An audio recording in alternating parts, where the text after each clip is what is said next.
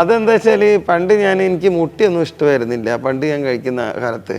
ഞാൻ അങ്ങനെ ഈ അധികം ഇറച്ചിയൊന്നും ഇങ്ങനെ കഴിക്കലായിരുന്നു. അപ്പോൾ പിന്നെ മുട്ട തീരെ ഇഷ്ടമല്ലായിരുന്നു. അപ്പം കണ്ണൂർ സ്പോർട്സ് സ്കൂളിൽ പോയ സമയത്ത് ഇവർ മുട്ട പുഴുങ്ങിയാണ് കൊടുക്കുന്നത്. എനിക്കതിൻ്റെ സ്മെല്ലൊന്നും ഇഷ്ടമല്ല. അപ്പം നമ്പ്യാർ സാറ് വളരെ നിർബന്ധപരമായിട്ട് എല്ലാവരും കഴിക്കണം, വളരെ കമ്പൽസറി ആയിട്ട് പറയും. അപ്പോൾ അങ്ങനെ പറഞ്ഞ സമയത്ത് ഞാൻ പിന്നെ ഓരോ ദിവസവും എനിക്കൊരു നീല ബാഗുണ്ട്, ചെറിയൊരു ബാഗ്. ആ ബാഗിൻ്റെ അകത്ത് മുട്ട എടുത്തിട്ട് ഞാൻ അതിൽ കൊണ്ടുവയ്ക്കും. അങ്ങനെ കൂട്ടി ബാഗ് നിറഞ്ഞപ്പോൾ സ്മെല്ല് ചെയ്യാൻ തുടങ്ങി. അപ്പോൾ അത് സാറ് തന്നെ കണ്ടെത്തി പിടിച്ച് പിന്നെ എന്നെ കഴിപ്പിക്കും.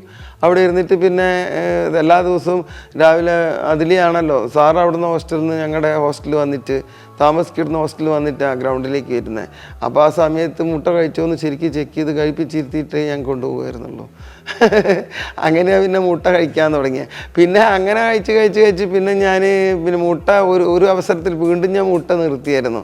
ഈ സാറ് തന്നെ വന്നിട്ട് ഞാനങ്ങ് ഇൻ്റർനാഷണലൊക്കെ എക്സൽ ചെയ്യാൻ തുടങ്ങിയപ്പോൾ ആ അവസരത്തിലൊക്കെ നമ്പ്യാർ സാറ് ഈ നാഷണൽ ക്യാമ്പിലൊക്കെ ഉള്ള സമയത്ത് സാറ് പറയും ഈ മുട്ട വന്നിട്ട് ചൂടും ഉള്ള പാലിൻ്റെ അകത്ത് പച്ച മുട്ട ഉടച്ച് കഴിക്കണം എന്ന് പറയും.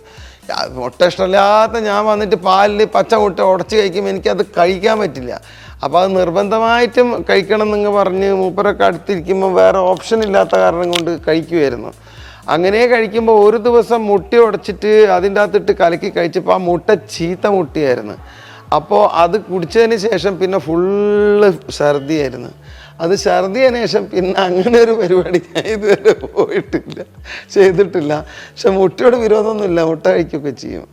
അങ്ങനെ ഒരു നിർബന്ധമൊന്നും ഇല്ല എന്ന് മാത്രം. ഇത് വരുമ്പോൾ തീർച്ചയായിട്ടും സ്പോർട്സിലേക്ക് വരുന്ന കുട്ടികൾ ഒന്നും കഴിക്കാതെ ഓടാൻ പറ്റില്ലല്ലോ. അപ്പോൾ അതിൽ പോഷകാഹാരവും അതിൻ്റെ ഭാഗമായിട്ട് വരണം കുട്ടികൾക്ക്. അതിൻ്റെ ഒരു സ്റ്റഡിയും ഉണ്ടാവണം പിള്ളേർക്ക്.